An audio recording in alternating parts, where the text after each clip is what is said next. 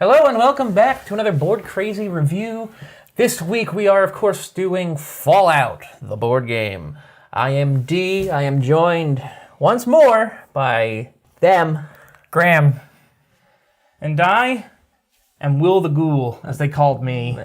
They did call you when that. I was in the Merchant Marine Reserves. You were much skinnier back then. We're doing Fallout this week? Yeah. Oh.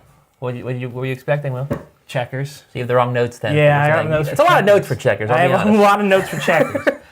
Okay, so like we always do with our reviews, we're going to start out by airing my little rules explanation so you have a vague idea of how the game is played. Of course, you can also check out our full gameplay video if you're interested, and there will be a timestamp to skip past all that nonsense and get right back to us. So, enjoy.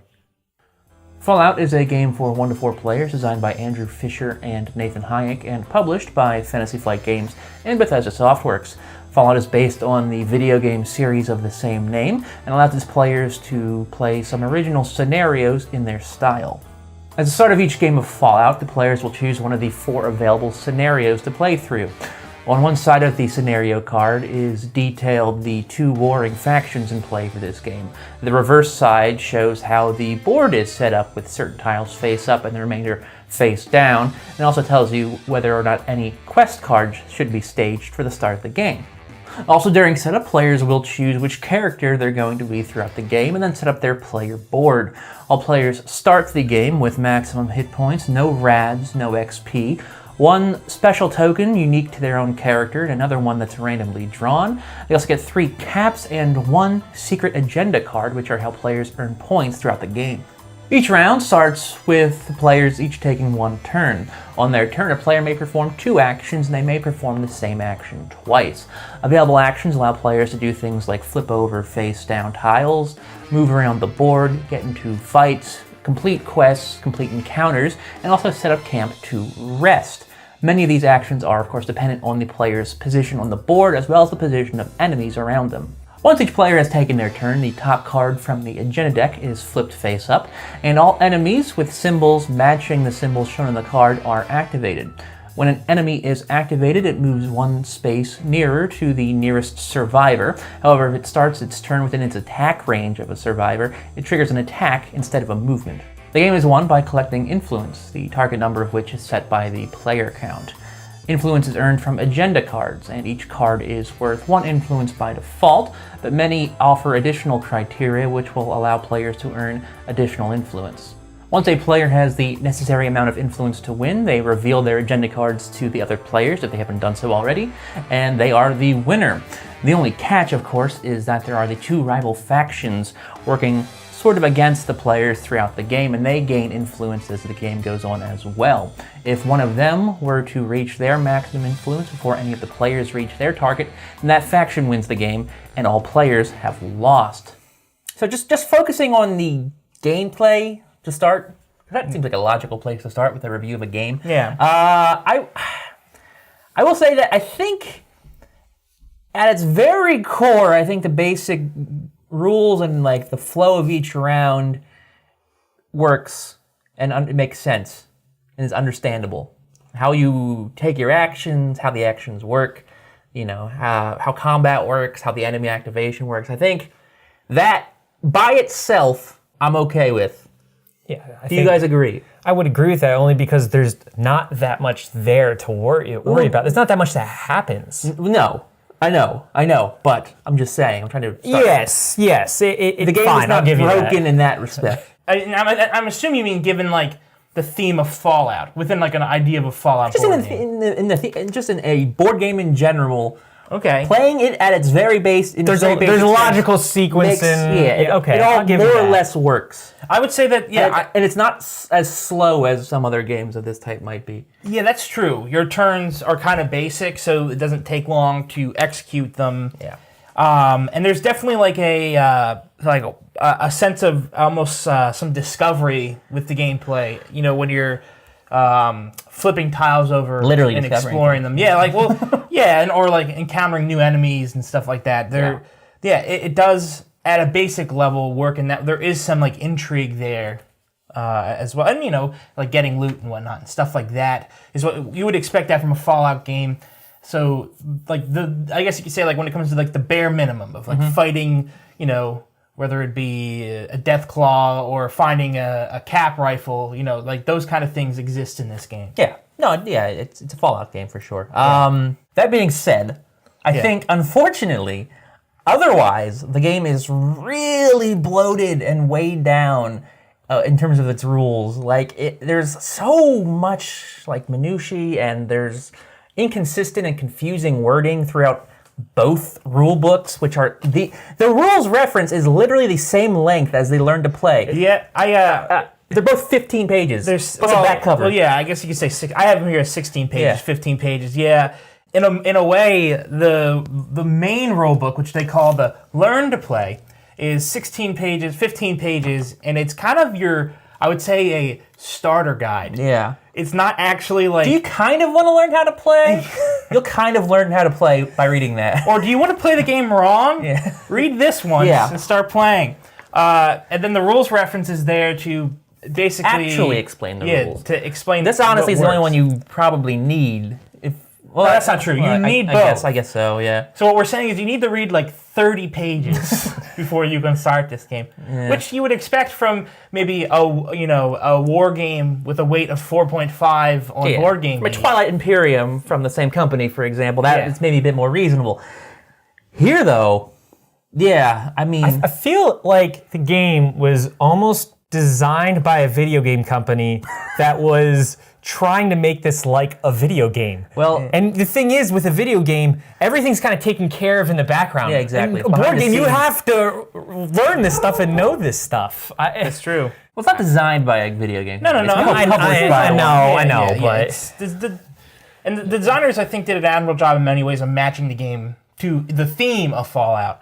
But I agree with you. I felt like what they did, the way the game was designed, is that they looked at the elements of Fallout, people like the questing, the exploration, the combat, took those things and then created mechanics around them, but didn't necessarily find a organic, natural way to tie them together. Yeah. And that leads me to what I think is one of the biggest flaws in the game, and that's the over-reliance on the VATS dice, which is a big part of the gameplay. Because when you explore and then you flip enemies and enemies activate and they come at you, when you're attacking enemies or when you're completing quests or when you're like trying to see if you're going to be addicted or not, almost everything is solved by just roll 3 VATS dice and here you go. And normally I don't hate dice as much as you guys do. There's like I don't hate dice. I just think you're part of the anti-dice movement, though. Well, I mean, they're not my favorite. But there's a time and a place. I agree. There is a time. Honestly, I don't hate. I think they work. The combat works pretty well here. See, I would say with combat it's fine because it's like maybe the least important of the ways they use. Well, not the even that, but dice. like if you're familiar with the games, it kind of is like a percentage roll anyway. So what I'm trying to say is that when you rely on dice a lot in a game this heavy, it feels like you build a strategy and you have this plan and you execute it, and then you roll the dice, and then you get no hits. Yeah. And you're like, well, my control over the game is gone. It seems like a sort of a compromise was made, something that's sort of manageable quickly instead of something that's necessarily super satisfying. But I see where you're coming from, especially with like resolving quests and stuff like that. Obviously, they had to try to condense a video game into a board game, which is a different medium, 100% different. And especially when you consider there's multiple players involved in this. If there was I think as a solo game, this might actually work better than as it is. But we'll get to that, I think, a little bit more later. But yeah, like some of the stuff that they had to bring over from a video game just doesn't work as well in a board game. Like keeping track of all your quests, like constantly like switching out new ones for old ones, everyone having to then read it and know them, and they're constantly referencing it. In a video game, you'll just, okay, I've got a quest, I have a marker on my map, I can just go there and it'll do the work for me. And it's a lot of busy work, and it's just not as fun. Like I said, I didn't play the video games. I think I played the first 5 minutes of Fallout Three? You said you played the Liam Neeson one. Yeah, whatever the one with Liam Neeson, you're a baby crawling around in the beginning. I played it for a few minutes, I didn't like it, and I didn't give it too much time. Yeah. I'm a bad person, but... No, it's not. When it comes to video games, he might be kind of a bad person. I get a little... Shotgun's OP. I agree, I agree with kind of with what both of you are saying. There are some... I think just general issues with the gameplay. I don't think I hated the dice as much as you. I thought it was okay, but maybe then again, I don't know the game as is, so I don't know how combat actually worked.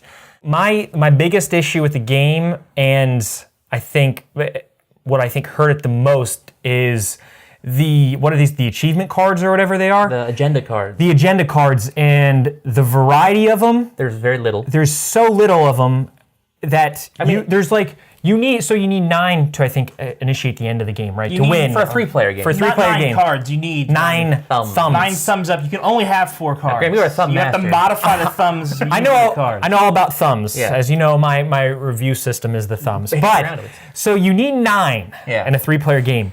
You're only, in the beginning, you're only allowed to hold 4. Well, throughout the whole game, you're only allowed to hold 4. 4, yeah, but there's things to do that that increase one of the thumbs' value. Yeah. The thing is getting to those points. Like, you have to. It can be it's luck based on what actually just comes up on the quest cards, and there's so many quest cards. If 100 of them. Yeah. So if all the good cards that advance some of these loyalty cards, say you need a loyalty card in this game, is where one of the I don't know the terms for these, but the star is more advanced than the shield or something like that. That gets you thumbs. The factions. Yes. If one faction gets further down that track. It was a perfect example in our game how none of those cards that actually advance one over the other come up. And so you're just sitting there waiting for something to happen, and you're waiting for these loyalty card to do anything. Yeah. And so it just prolongs the game. I think the agenda cards... It's so frustrating. I was just like, by the end of it, we're just like, come on. Yeah, let's go. Let's go. Nothing's happening. I feel very similar about the agenda cards as I do the encounter cards. At first, they seem like a fun mechanic, like, ooh, I have a little secret thing that the other guys do. But then you realize, oh, they probably have the exact same one that I do, because there's not a great variety. There's a lot of them are just based around loyalty to one faction or the other. Yes. The encounter cards are kind of similar. I mean, there's more variety in them, but it's just like, I feel like you play this game the first time or two, and they're kind of fun. You get these little side quests for yourself. It's a bit of a mystery. You don't know what's going to happen. I think it's pretty cool. The problem is there's not a lot of them. Yeah. So if you keep playing this game over and over again, you're going to kind of know the outcomes. It's that excitement goes away, and the agenda card's kind of similar. You kind of like, okay. Yes. To comment on the encounter cards, I just looked at probably 20 cards here. Yeah. They were all freedom or security cards, which are just one of the other loyalty cards. Yeah. Well, to comment on both points with the agenda cards, getting your faction to move down more than the other. The game's a complete crapshoot, and I feel like more often than not when we play this game, they move down pretty equally. Yeah. Well, so it's like, the star moves down 1, then the shield moves down 1, and it's very rare that one gets that much of a head start on the other. And I think at the heart of that mechanic, exactly, it's not a bad mechanic, so to say, because, them moving down also gets you to the end of the game. Because I think if one or the other gets to the end, they get to the bottom of the game. They win. So you're like, okay, maybe you have a couple people that are trying to race them down to the bottom, and that helps speed the game up. Yeah. But once again, it all depends on what comes up here. You have no control over how to advance these. Like, if you could have... Well, you do, but... It's very little. It's infrequent, first of all, and the sort of working against the other mechanics of the game, I feel like. Well, you might get one that's like, you can move the shield down if you complete this quest, right?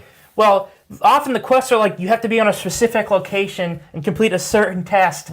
So it's like, even if you were loyal to like a certain faction, you wanted to advance, and you still have to spend maybe 3 turns to get to the location, and then roll, and you could fail that test. Yeah. So what Graham's saying is, like, there's a lack of agency or control over your definitely. And that's a shame, because I think the factions is a good idea. It's fitting with the theme every Fallout game sort of has. Their rival factions kind of going at each other, and the idea of allying with one is fun. Just the way that it works is. If we're all struggling to advance, and we're all struggling to complete our own specific goals, and we're all trying to keep them from winning, then why is this not a cooperative game?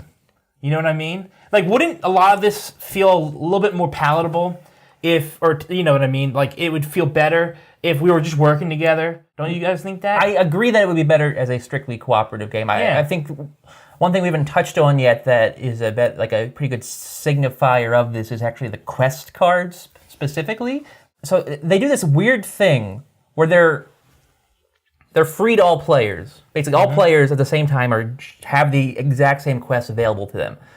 But there are quest lines. So like one card will often lead to another related to the previous one and so on until it's like telling a little bit of a story in the Fallout style, which I think is a good idea, but it doesn't really make much sense because you're going to have a situation where someone starts and does like a few missions and a few quests for the same story, and then someone else will come in and do the end of it or something with a different like result. That happened in ours. Yeah. Like you were doing Vault 84, I want to say, and then you left before it was done, and then I came in and finished it. Yeah. It's just not... It felt so random. It's just not logical. Like, I feel like it would make more sense if once you started, like, a quest line, that would become yours, and then that's yours to work on throughout the rest of the game. Instead of having everyone kind of racing to compete the same ones, possibly, and then sort of working against each other, it just doesn't fit in with everything else that you're doing. Yeah. And if it was cooperative, then someone else piggybacking on someone's started quest would make sense because you're working together. Sure. There was a lot of things in this game that I felt like would have just, it made sense as, and I know we're not the first people to come in here and say this game should be a cooperative game, but it's definitely obvious that it should be. I mean, there's... Even when you're playing it, you don't feel like you're competing with the other players. You can't attack them. You're coexisting with them. Yeah. You can't... You're all attacking the enemies. At best, you're all dealing with them. Yeah. But you can like trade loot. That is something we never did. But and you could screw them over by like making a trade you don't like, come through. Sure, but so that's like the only way you can impact someone else. Besides stealing their quests and whatnot. Yeah, exactly. Or taking some loot they wanted from the store, but... Yeah, I definitely agree with the idea that this would work better as a cooperative game. I actually think this might be really fun as a cooperative game if they changed a few things here, maybe, leaned it out a little, I don't know. There's a few minor changes that can make it a cooperative game, and this actually I think would be a really fun game. If you had that's what I was kind of getting to earlier with like how I think it could work as a solo game. In the same way, it should have probably just been a cooperative game. If you had a situation at the start where you choose a faction to align with, and then you work with them to try and get them to a certain amount of influence, while the other faction has its own things going on, that I think could have been a lot of fun. But because then when they win, you win. Yeah. Right, exactly. Instead of allying yourself to a faction, they win and then you lose. Instead of collecting just thumbs up, a random resource that wasn't even mean. Okay, I'm reputable. What is that? What does 9 thumbs get me? I feel like now, because we've talked about the quest cards a bit and the encounter cards a bit, I feel like now it's a good time to talk about I guess you could say one of the strengths of this game, but it has some like narrative is what I'm trying to say. Yeah, and theme. One of the big reasons people play Fallout video games is they like the story. There's a ton of side characters. The game's oozing with that post-apocalyptic, post-nuclear theme. I mean, that's the reason I play. Like, Bethesda games never have great, in my opinion, gameplay. Or graphics. Or stability. Well, it depends if you're playing on computer with mods. But exactly. If you're playing on console. By default, no. Yeah. The 100 quest cards. Yeah. They all have color on them. They all have like italicized text that tells a little story. Yeah, no, yes. Yeah. The encounter cards, they have italicized text that tells a story, and you can make a choice just so you could in a multiple choice scenario in a video game. All of those things are really fun, and I feel like or at least they make the components in the game, but they make it's what ties it all together, in my opinion. It makes this feel like a Fallout game. There's a lot of cool build up, and it adds a lot of cool story. Yeah, and you can't wait. You're like, oh, a new quest. But it almost always just doesn't pay off. It just kind of fizzles out. Like the one vault we went to, I think it was 84. You get to a vault, there's some sort of like election that's going to happen. And the players can, by going there and doing encounters, sort of gain votes from the citizens of the vault. We didn't get to the end of that, so we didn't know what the payoff was. But just engaging with that, having everybody sort of interact and and be part of that process would probably be a lot of fun. But it's really hard because the game doesn't really work that way. Yeah. Having everyone at the same location and doing the same thing. It's just not how the game goes. So like again, it's one of these things where they were trying. It's obvious they were trying, and in some ways, I think they almost succeeded. But just the nature of the game doesn't really work with a perfect translation of a Fallout game. Trying to squeeze a video game into a board game is just not. Tough. It's not easy, especially a game like an open world RPG like Fallout. Yeah, Bethesda Fallout game. It's a lot to account for. I do think. I mean, if you are a fanatic for Fallout, like if you cannot get enough Fallout, you will probably get more enjoyment out of this than we did. Like Will and I both enjoy the video games. I think. But just. I liked New Vegas a lot. I loved New Vegas. Yeah. This is not by the same company. Yeah. But like the art and the character and all the components and like the stuff in the rule book, there's lots of like little touches that that are gonna probably delight Fallout fans. Because I think they nail the theme. So yeah, you can get more mileage. If you can get a group of people together who all are similarly enthusiastic about Fallout and are willing to engage with this rule set and earnestly learn it and really like role play, I think there could be a fun experience here for you. But for the average board gamer, the cost and the time to learn and the fun you're gonna get out of it, I just don't think it's really worth it. Yeah, you're kind of going into one other thing I want to bring up was just your expectation going into this game. Yeah. As I mentioned, Fallout is totally, foreign to me. I really don't know much about the game other than obviously the theme, like the atmosphere and The bombs went off. Yeah. But so coming into this game, I really had no idea what to expect, and I still don't even really know what I came away with from this game. Like I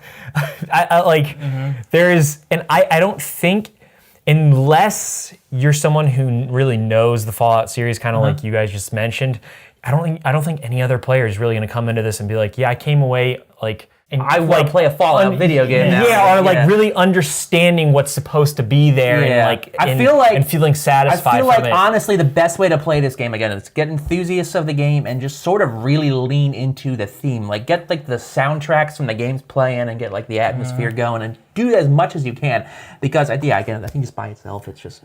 So I think anything else we want to add before we wrap things up? I think we covered everything. One thing. Okay. And it's just for Fantasy Flight games and just board games in general. Fair enough. Include a player aid card or something in a game this complicated. Don't require your players to go through 32 pages of rulebook every time they have a question about the rules.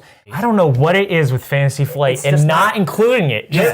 Like so many other companies very do it. serious about trying to be for like hardcore board gamers. I think we're like the Mensa card carrying board game players. Cool. Who are just like gotta learn everything and memorize it before. That's great. Yeah. It doesn't hurt though. No, I know. It's just you can still be serious and enjoy a little like there's no like lack of like time or money or effort put into a game like this. Clearly. right. They just Final thoughts and scores. I wanted to like this more, and honestly I think when we started playing it I was like, okay, I can see the fun here. It just doesn't last. This is the first game we've played on this channel that we didn't actually finish as the rules dictate. In the video, yeah. Yep. Anyway, but yeah, my final score, I'm going to give this a 2.5 out of 5. Okay. Yeah. As I mentioned, I have a different perspective coming in from here, but as just taking this as a game itself and the type of game it is, this is really a bloated mess. This is one of my least favorite games, maybe my least favorite game we've played on this channel. Deep Sea Adventure. Deep Sea Adventure. I was thinking about that. I would rather play Deep Sea Adventure over this. It's much shorter at least. And I feel like there's a little bit more like actual strategy that goes into it rather than just. So I'm sorry. I have to give this 4 thumbs. Fourth? Down. No, I'm giving it 2 thumbs down. thumbs down. But Okay. if I could give it, If you could, you would give it 4. I would I give had it more arms. It's overly complicated from a mechanics standpoint. It's underwhelming from a narrative standpoint. It's too long. The rulebooks are too long. It's just too inconsistent everywhere for me to truly ever be like compelled to play it again. There are good ideas here, but ultimately I have to get, and that's the only reason it's keeping it. It's the only thing keeping it from the D level So I give it a C minus. The D level is the level to be at. Yeah, I think that's going to do it for this week. Thank you for watching. If you enjoyed this review, please give us a thumbs up here on YouTube, more than Graham gave this week. And, of course, you can subscribe to our channel if you haven't already. Comment on our review if you have any thoughts, if you agree, disagree. And, of course, if you want to share the video, we always appreciate that. It's great to get new eyes on our stuff. But, yeah, until next time, where we're going to be back in the woods, I think. I'm D. I'm Graham. And do you guys want to play Deep Sea Adventure? Or Not particularly. No, not really. I don't even hate that game, but... I'm Will. See you next time, everyone.